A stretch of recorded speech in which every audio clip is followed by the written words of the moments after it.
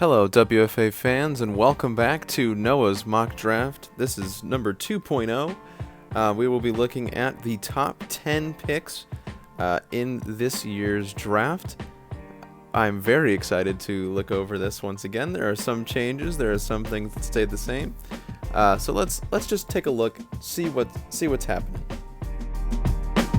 So, of course, staying at number 1 is Trey Tucker, the running back from Tucson. I feel like this is as safe of a bet as you can be. Now, of course, Dave being very cryptic makes me worried because I've thought things in the past that have been totally wrong just by being cryptic. But at least we know it's a running back, and at least we know he wants someone that can play like a Kaji.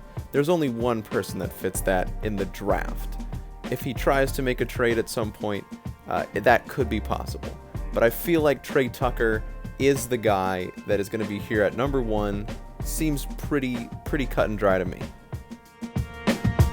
So coming up second is the Berserkers. In the first round, I had them selecting Wyatt Zuspin, but since there was a trade to his number 1 wide receiver, I've made a slight change in this, not too big, but I feel like this is a more important position for Colin, so I'm just going to put this at number 2. So I've switched it up to them selecting Broderick Mcfadden. Now, if you look at what I had them doing last time, I had them taking Jeremy Olinger, but I'm switching it up because I believe that Broderick Mcfadden is the better prospect, and here's why. So Broderick Mcfadden was third on his own team in receptions. He was the third receiver. He wasn't getting a ton of targets. He's 4th in yards. He's 2nd in receiving average. This man took what little he had and made a lot out of it. He's a big receiver. He's got leadership, which will make the rest of your offense better. So I think Broderick Mcfadden should be what Colin is looking at when he's looking to replace Josh Pearson at wide receiver. And then sliding down to pick 3. I originally had them taking Jeremy Olinger here. I'm switching it up. They're going to be selecting a different linebacker this time. It's Williamson. Williamson, 3rd in tackles, only 1 behind Wyatt Zuspin. And he also was 4th in tackles for loss, so he's more of a run stuffer, a guy who's going to be down in the trenches a little bit, getting into the backfield. That is not something that Wyatt Zuspin did as much of. So it kind of just depends on what Colin's looking for. But this time I'm giving them Williamson, basically just to have a reason to talk about him. But I do think that he's also a really good prospect, and if Colin pulls the trigger on that, I think he'd be a really good starter for them.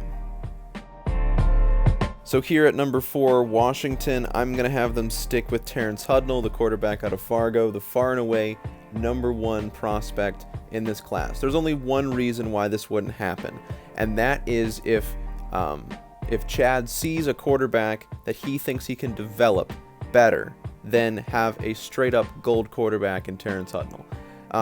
I'll probably say this again on draft day, but if I forget, I'm going to use an example from the NFL this season.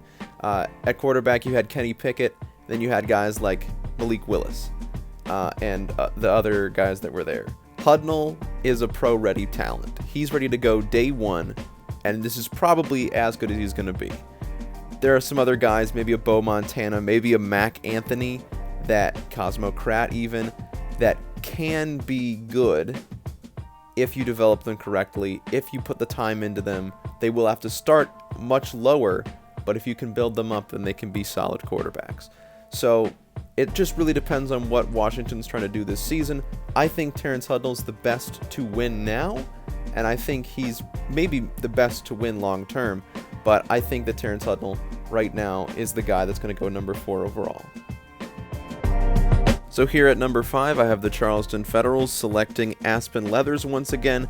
They have a target that they have said, I don't know who it is, but they've said that they have a guy that they like, and it's probably not Trey Tucker because they know he's probably going number 1. I think Aspen Leathers has to go here. It just makes too much sense because you're getting him at a gold, and that is just going to be a better player than if you draft Storm Payton at silver. But it really just depends on what what he thinks he can get out of Aspen Leathers, because I know he's not the biggest fan of that build, but we'll just have to see, I suppose. I'm just going to stick with who I think is the best talent here, and a guy that he knows is in his locker room, so it's got to be a factor. I think that this is the guy who's going to be starting for Charleston. And with Charleston's next pick, I'm sticking with Colleen Pierce. They need a defensive tackle. I think that this is the transition from end to tackle won't be hard for Pierce. Slide him right in. Best pass rusher in the class. I think that's an easy move for Charleston right here. And now I'm up, and obviously I'm not going to give you everything that I want to do in my draft, but if you look at my current roster, you can kind of figure out where I'm going to go. I'm going to go with a DB. This time I'm going to go with Illinois Jones. I think he's a really great prospect as well. The abilities that you're getting with Illinois Jones are really top-notch. If you get him at a gold, you're getting a really, really good safety, so I think Illinois Jones could be a guy that someone goes after, maybe even me, who knows. So earlier in the week, there was a temptation to give the Santa Fe Prowl a running back in the first round. I'm not going to do that anymore since they just traded for old Rhino Spine. They're not going to be looking for one now. I'm going to give them Amadi Ayodele at safety. I think that safety could be a position of need for them, as well as corner, but I feel like you can get more corners that are going to be available, because I feel like the safeties are going to come off the board really, really quickly. So make sure you have that safety. Put him next to Derek Janko. He was far and away the best defensive player in the class, you could argue, and he's got good abilities. If you have him at gold, he'll be really, really good. 6'6", 230. You don't see that very much, so I think that getting Amadi Ayodele is a great option for them right now. So I'm switching it up with Louisiana as well. I had them taking Morbius Molyneux, but because of what we're looking at wide receiver versus defensive line, I think that getting the defensive lineman is something that they're going to want to do first. And that guy is Julius Orange. He's a matchup nightmare. He's huge. He's so much bigger than 99% of the league. And he's got good abilities as well. He's going to be a gold. I think that Julius Orange could be a really, really good pass rusher in this league. And you bring him in at number 9, the last gold pick in this draft. I think that that's an awesome selection for Louisiana, and they can slide back and get a wide receiver later in the draft. And finally, rounding out the top 10, of course, we have Jamaica, and I have them sticking with Chuck Kitt.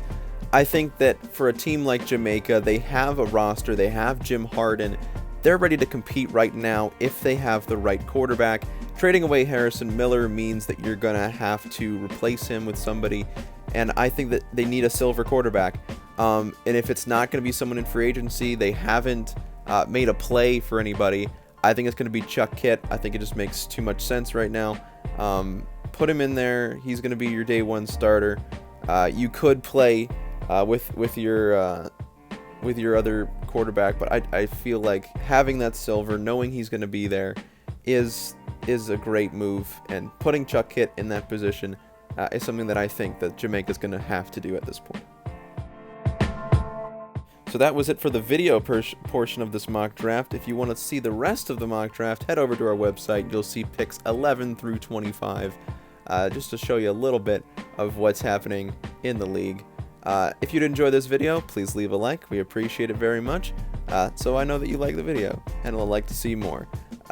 If you have thoughts on who you think is going to be drafted, make sure to make your own mock draft. We'll post it on our website so everybody can see what's going on in your brain.